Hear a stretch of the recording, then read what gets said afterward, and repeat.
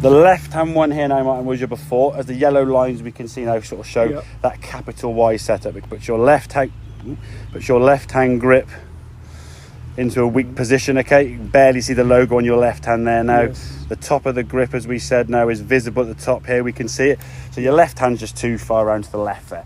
What that's going to cause now when you come back to impact is a club face aiming out to the right. And you do all your powers now by aiming left, swinging left, leaning on your back foot to try and start it this way to allow for the curve back to target, okay? Problem is with irons and stuff, it's a sacrifice of contact. You might shank it or hit the ground behind the ball. Drivers, you top it, okay? So this is the sequence now on the right one. Now we're going to go through. Start off with your feet together, pointing sort of towards the golf ball. Your tendencies were to point your feet over here, yeah? We want shoulders, hips, belly button, everything pointing towards the golf ball there with the feet together, okay? And the club face, as you'll see here, slightly closed. The toe of the golf club there is further forward than the heel.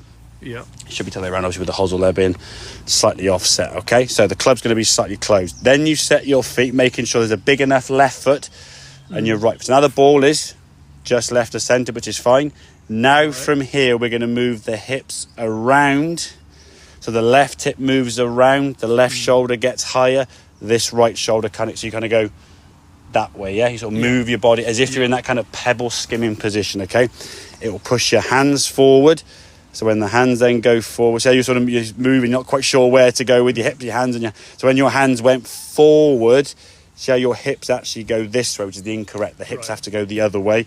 Then we moved you back round, and you're okay there. But if you actually look at the difference in that setup, there's your there's your lowercase y. Look at the grip. We can see the logo now. You can see your watch.